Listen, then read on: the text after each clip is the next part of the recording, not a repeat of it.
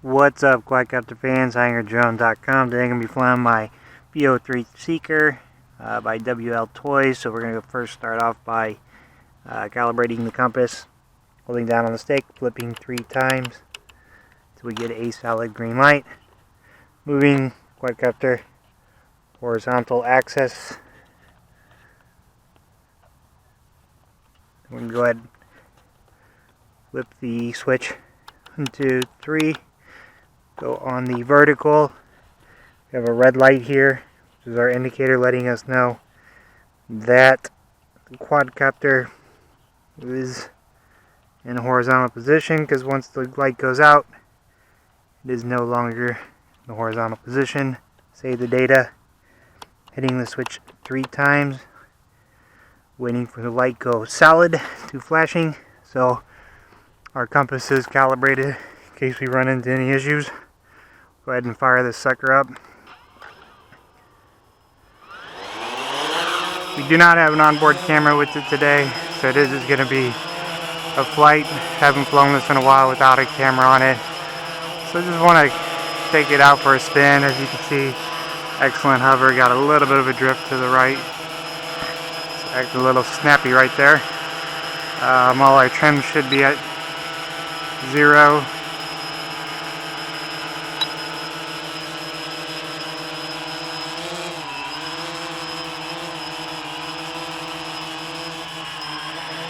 I do have a different battery than the stock battery that comes with the V303. So we'll get out there, get some range on this thing, fly it maybe a little bit more aggressive than normally fly it with the camera on there. It's getting a little bit dark, so we can see our headlights and lights very well on this. This is very fun. Easy to fly quadcopter with GPS. Took a lot of tinkering with and replacing of parts in order to get mine to work right, but if you get one that works good out of the box, consider yourself lucky, and you got a good flying quadcopter. So normally you probably wouldn't fly this thing that aggressive with any camera on it, but since I haven't flown it in a while without a camera on it, I'll just go ahead and fly it that way today. Do some pirouettes here.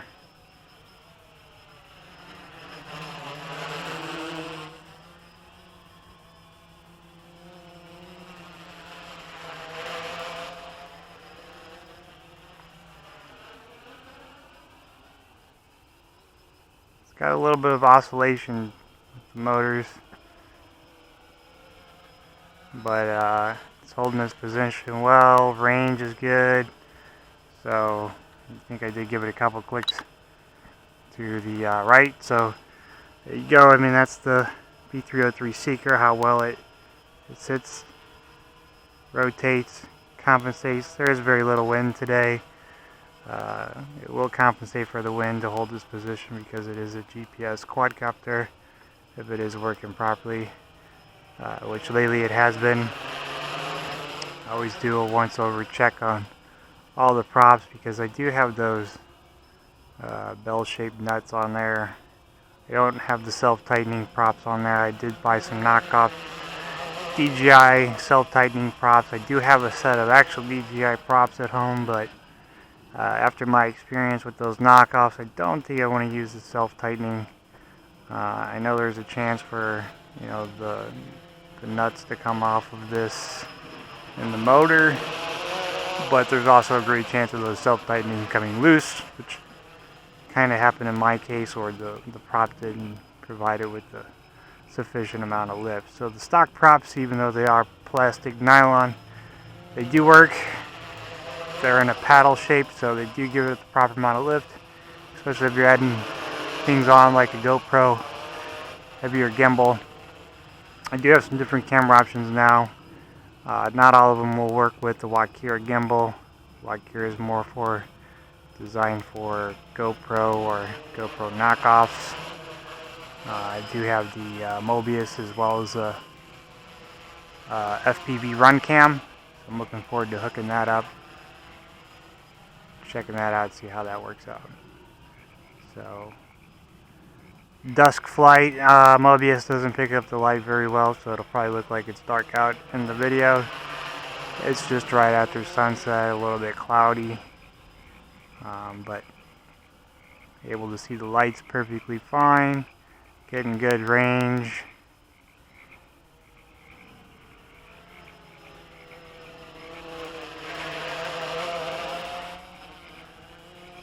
Probably going on 4 to 5 minutes on the flight. Get a little bit of lift there, don't smack the ground. Get it in close and we'll take a good look at it.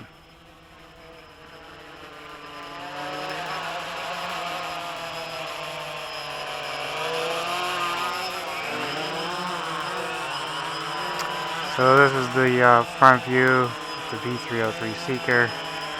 Let's let it hover here.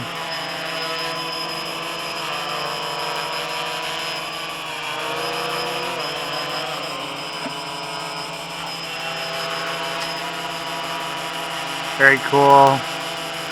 Seems like all motors are spinning proper speed. Take a look underneath it and take off. So all lights are properly working.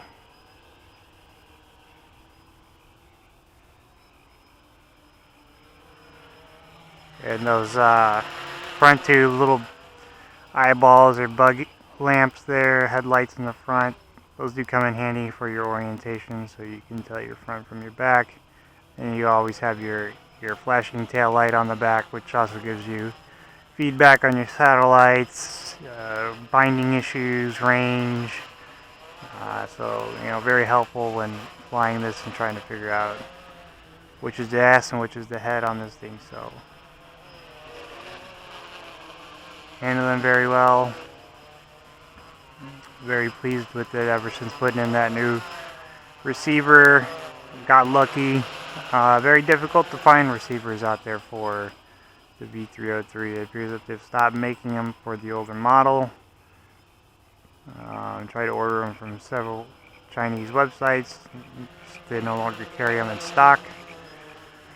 So resorted to buying one secondhand. It worked out great.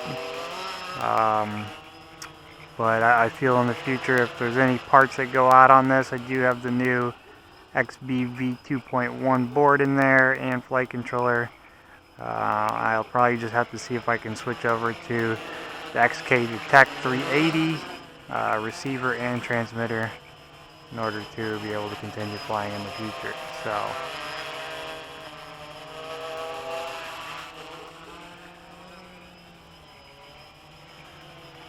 do a couple more loops and then we'll bring it in for a landing.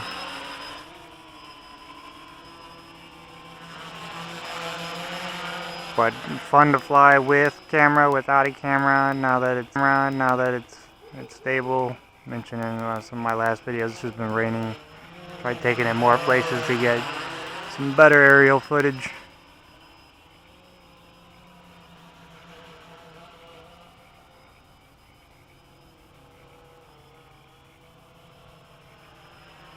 And I would demonstrate the return to home mode, but there's some fence posting around here.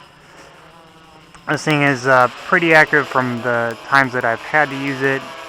The compass is calibrated, but I just don't want it to get skewered on one of these fence poles, so hold off on that as of now. We'll just continue to land it manually. I think that's where a lot of people were having their flyaway issues, was with their return to home mode. So, I don't necessarily want to use that.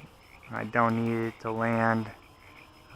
Some people like that feature of the one button takeoff, one button landing.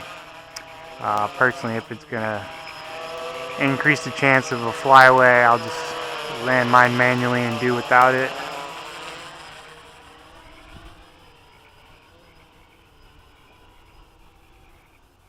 And so we'll bring it in for a landing. We'll find a nice little level spot around here.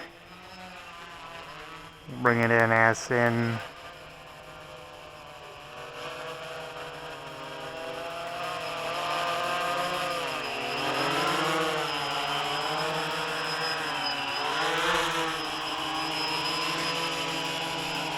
So this looks like a good spot right about here. So we got touchdown. And if you ever notice that your motors are continuing to spin, turn off the transmitter. After you've touched down and you can't turn it off, check your trim button on your throttle. Happened to me. Might be able to help you out as well. Because, you know, if it's trimmed up too much on your throttle, if it hit around in your bag or wherever you had your transmitter stored, you know, there's a possibility that the motors won't be able to shut off and this thing will just continue to take off and take off. So V303 Seeker, WLToys, nice simple flight, no camera on board today, just recording it from the ground, but excellent flight, excellent flyer. If this video helped you out anyway, definitely leave a like. Be sure to subscribe to the channel for more upcoming videos, unboxings, and flight reviews.